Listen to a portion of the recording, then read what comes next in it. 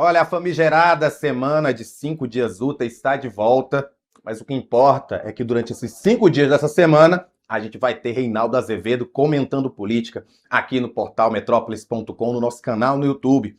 E claro, para você ficar acompanhando, além do Reinaldo, tudo que a gente publica, se inscreve aqui no canal. Reinaldo, deu para dar uma descansada nesses 4 dias ou o Brasil não te deixou ligar, ficar desligado um tempinho aí da política? Rapaz, eu não fiquei aqui todos os dias, né? Porque a gente fez. Nossa, tá todo desconjuntado aqui. Eu não fiquei aqui, não fiquei aqui todos os dias, mas escrevi todos os dias. Assim, aí tem uma máxima dos latinos, cara, nem um dia sem uma linha. E eu procuro seguir isso, né? Escrevo. Alguns dizem que obsessivamente, mas eu defendo as obsessões. Aliás, escrevi um texto hoje, sem obsessão, o mundo não vale a pena.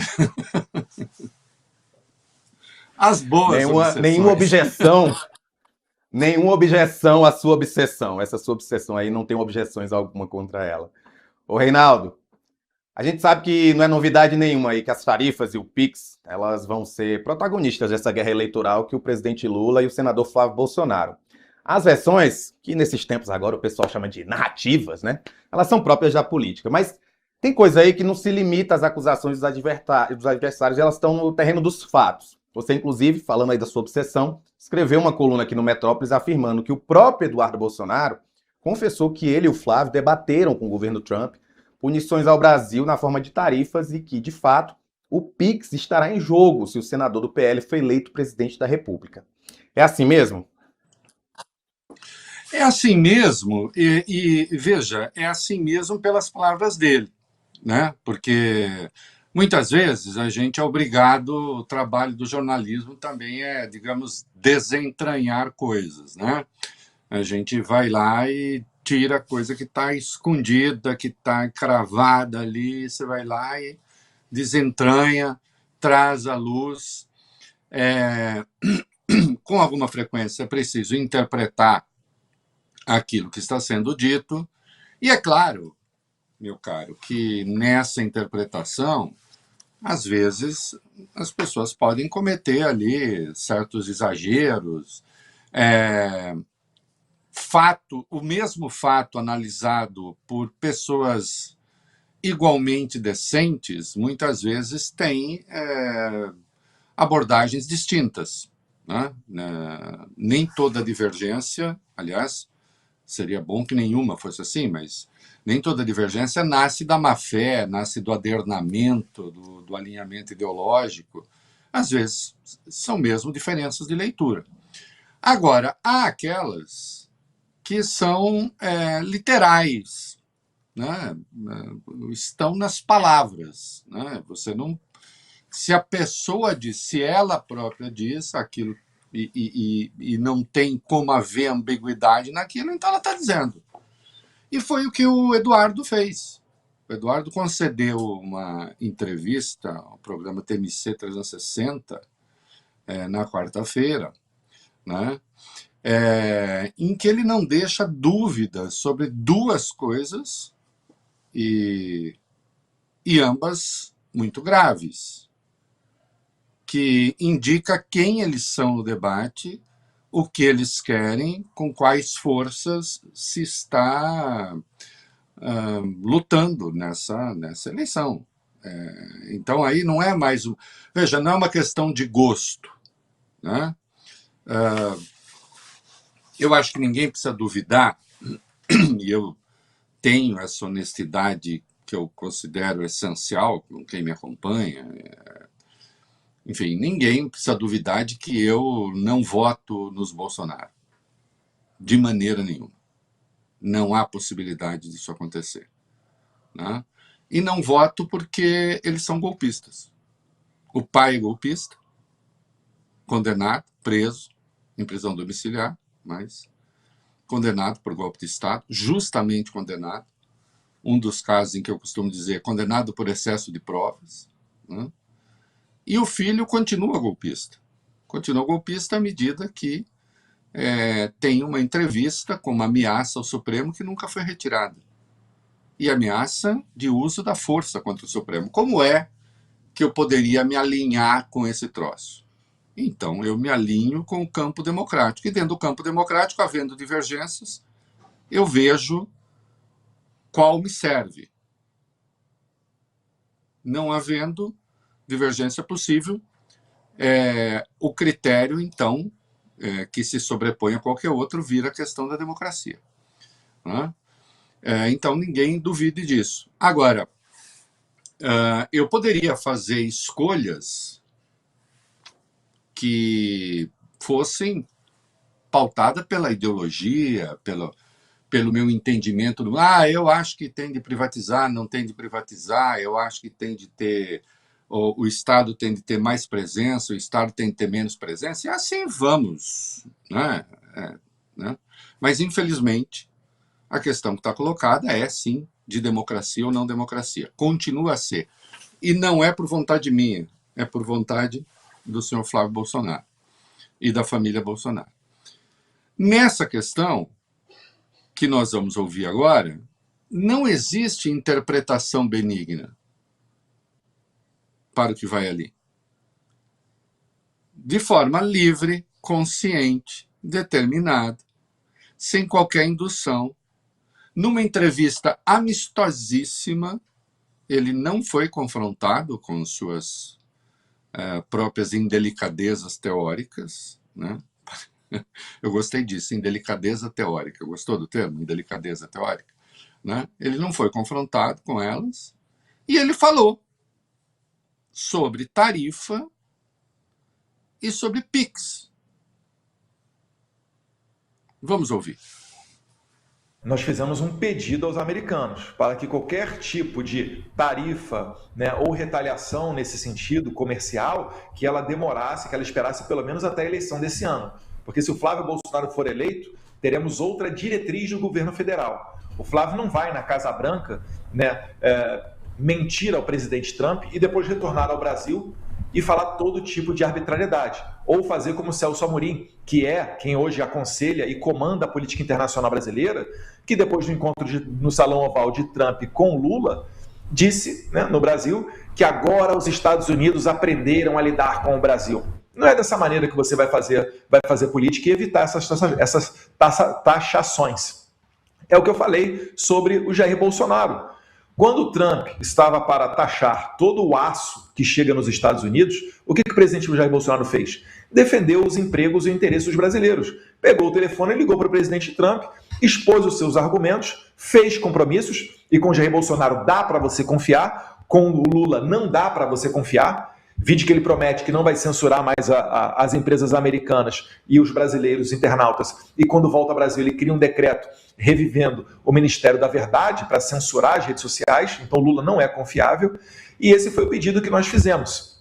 Agora, os Estados Unidos, né, têm mecanismos muito semelhantes ao PIX, como, por exemplo, o ZEL, que é o PIX dos Estados Unidos, aqui é o ZEL. Então, dá para você ir para uma mesa de negociação com os americanos com bons argumentos.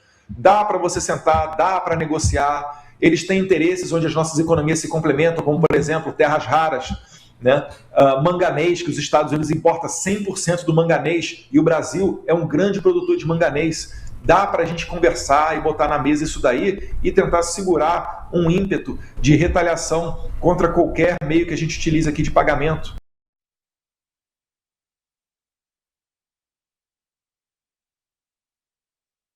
Meramente laterais. A história do aço não é bem assim. Ministério da Verdade, uma ova, o Lula não fez nada disso, apenas regulamentou por decreto aquele que foi votado no Supremo. Isso é conversa fiada. E sobre censura, o nosso próximo item, daqui a pouco, Rafael, vai ser sensacional, né? Porque esses caras conseguiram censurar o Instituto de Pesquisa e ficam reclamando de censura, mas isso a gente já fala. Eu quero ficar em dois aspectos aí, né? Ficou claríssimo que ele disse: nós pedimos aos americanos, no caso das tarifas, para esperar as eleições. De onde se conclui que, então, eles conversaram com os americanos o seguinte: se o Flávio ganhar, vocês não impõem tarifa, é isso que a gente gostaria de vocês. Se o Flávio ganhar, vocês não impõem tarifa. Se o Flávio perder, vocês impõem. Então, é uma chantagem que os bolsonaros estão promovendo lá fora contra o povo brasileiro. olha aqui, ou vocês votam no nosso candidato, ou haverá tarifas. Eu diria que é uma... Rafael, todos conhecemos a expressão voto de cabresto. Eles estão querendo o que se usou muito na República Velha, no Brasil. Né? A prática folclórica que existia em determinados lugares era dar uma botina aos homens pobres, só davam um pé da botina, e o segundo só viria se o candidato escolhido pelo coroné ganhasse. Essa é a forma caricata, quase, mas que existiu, de encabrestar o voto. Dá benefícios, muitas vezes em dinheiro, para os muito pobres, suspender o benefício e dizer, agora, se o meu candidato ganhar, se você votar, o benefício volta. Então, isso é o voto de cabresto. O Eduardo está criando, o Eduardo Flávio, o voto de cabresto em escala internacional. Né?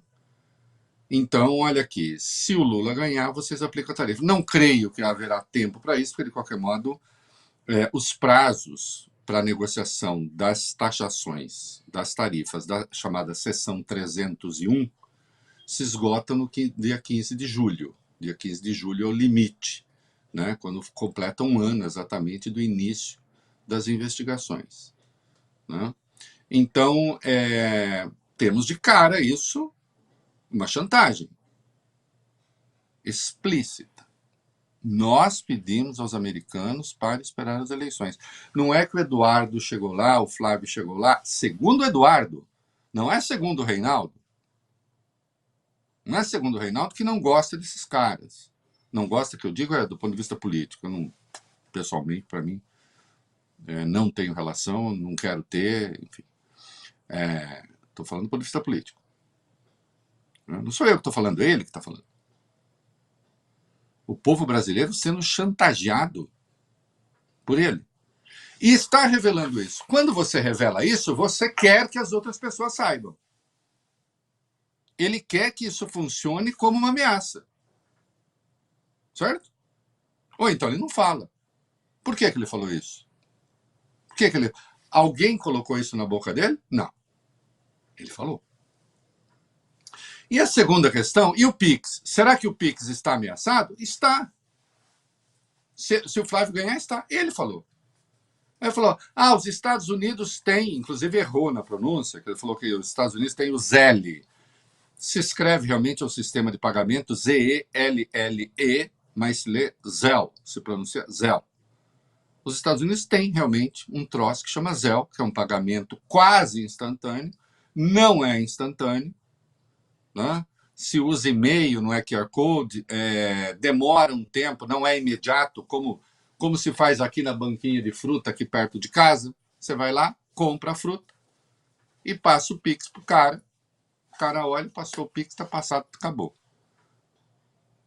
Como eu outro dia lembrei aqui, se vende mate na praia, no Rio de Janeiro, que em São Paulo não fazemos isso, nem comemos biscoito Globo, né? Biscoito não, polvilho. Também não, né? Mas você paga com Pix, o cara que está vendendo essas coisas. Ali imediato. Mas, esse ZEL que ele fala ZEL, por exemplo, não serve, olha o truque, ele não serve para pagamento em lojas. Isso é troca entre pessoas físicas. Ele não serve para pagamento em loja. Acontece, e aí tem que ser cartão.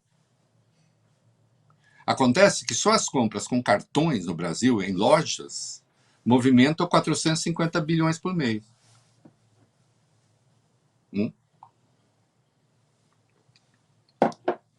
Então, vamos lá, o tal do ZEL poderia servir para as trocas pessoais, mas compra em loja não, teria de ser cartão.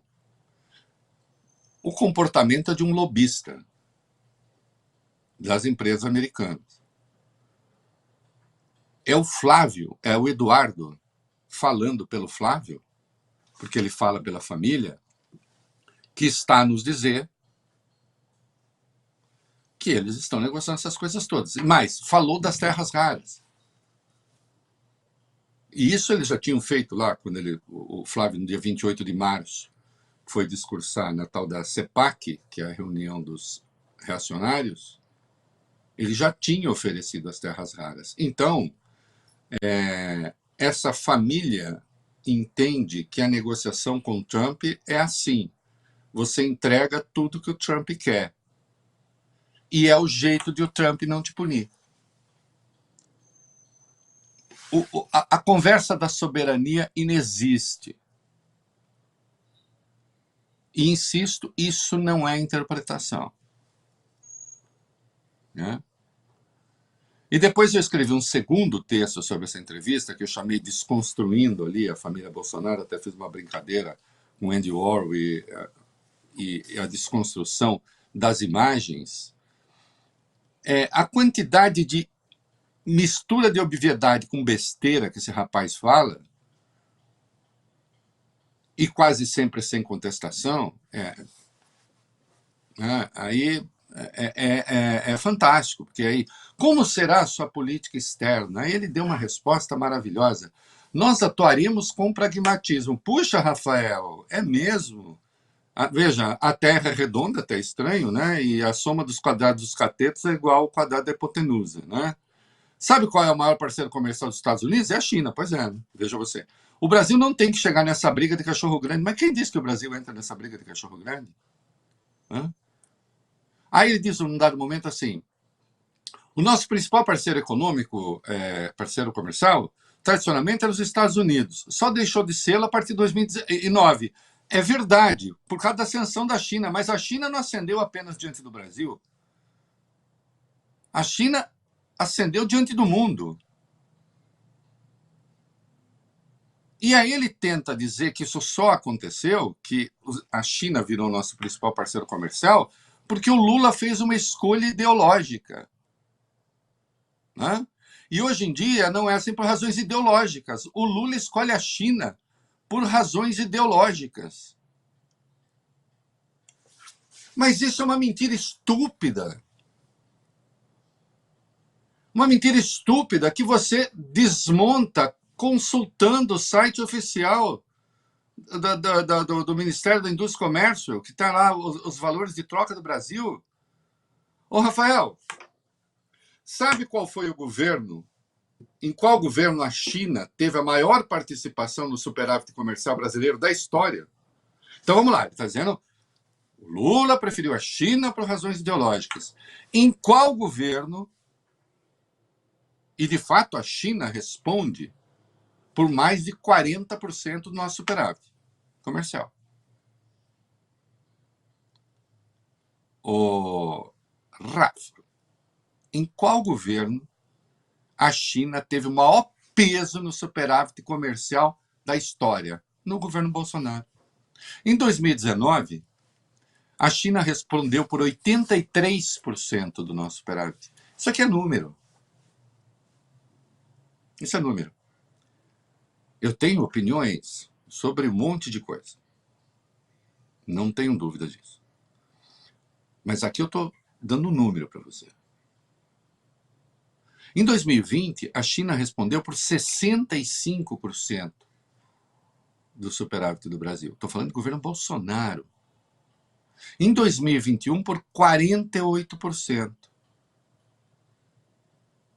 E 2022 por 47%. No governo Lula, esses índices foram bem inferiores, na casa dos 40 e um pouquinho por cento. Pergunto, Rafael, seria Bolsonaro um agente chinês? É por razão ideológica? Hein? Assim, pegar um mentiroso no contrapé, um faroleiro, um falastrão, e fala assim, com a cara limpa, como se estivesse dizendo a maior evidência da Terra, né? Aí diz que a BYD instalou a fábrica em Camaçari, ainda atacando os chineses, lembrando que o Brasil, ano passado, foi o principal destino de investimentos da China. Aí diz, a BYD faz a fábrica lá e depois fica importando trabalhadores chineses. De fato, existem algumas centenas de trabalhadores chineses, o Ministério Público do Trabalho até enroscou para saber se eles estão seguindo as leis trabalhistas no Brasil. Mas só de trabalhadores brasileiros contratados por CLT são 3.700. Quando pega os terceirizados que prestam serviço, são quase 8.000 trabalhadores. Está mentindo nisso também. São fatos. E aí o Brasil... E fica parecendo que o Brasil está na bacia das almas no que respeita aos investimentos. Em 2025, o Brasil foi o terceiro principal destino de investimento no mundo. Então, assim, se essa gente... Se você tira os fatos e fica com... E ele é todo bem-falante, todo puxa-saco da imprensa, né? Aí fica parecendo que ele está falando verdade.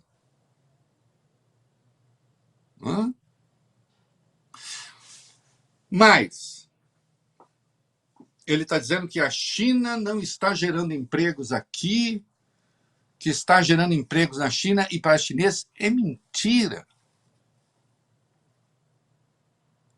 Trump, para quem eles tocam flauta, na carta de 9 de julho do ano passado, em que meteu tarifa de 50% contra o Brasil, no primeiro parágrafo falava de Bolsonaro, e no segundo parágrafo falava das Big Techs, de quem saco também, né? Ele tocou aí da censura, que não existe. Quem quer que os empregos saiam daqui e vão para os Estados Unidos? Trump. O que o Trump falou para o Lula naquela carta? Estou falando aqui, ó. Está na minha tela. Por favor, entenda que os 50% menos do que seria necessário para termos igualdade de condições em nosso comércio com o seu país. Lembrando que o Brasil tem déficit com os Estados Unidos. E é necessário ter isso para corrigir as graves injustiças do sistema atual. Como o senhor sabe, não haverá tarifa se o Brasil ou empresas dentro do seu país decidirem construir ou fabricar dentro dos Estados Unidos. E, de fato, faremos tudo possível para aprovar rapidamente, de forma profissional e rotineira, em outras palavras, em questão de semana. Quem é que está querendo tirar os empregos do Brasil e mandar para os Estados Unidos? Quem? O Eduardo é até um caso raro, porque ele não trabalhava aqui, aí ele foi não trabalhar nos Estados Unidos, né? Mas viver a tripa forra, como a gente vê muito bem. Então, esse negócio do PIX, esse negócio da tarifa, querido, isso não é invenção de ninguém. Isso não é, tem uma guerra de versões. Não tem guerra de versão nenhuma. Nós temos fatos. Fato. Eduardo Bolsonaro está falando em nome do irmão, negociaram juntos, está dizendo que o Brasil tem o PIX, mas que isso é negociável, os Estados Unidos têm o ZAL, que ele chama ZEL. Né? Que ele disse ser a mesma coisa do PIX, não é. Absolutamente não é. Isso abre caminho para as empresas de cartão de crédito, que justamente as que estão atuando, fazendo pressão, né? E deixou claro que faz chantagem com o povo brasileiro. A interpretação sua. Fato. Fato. Fato. Ele falou, não fui eu que falei.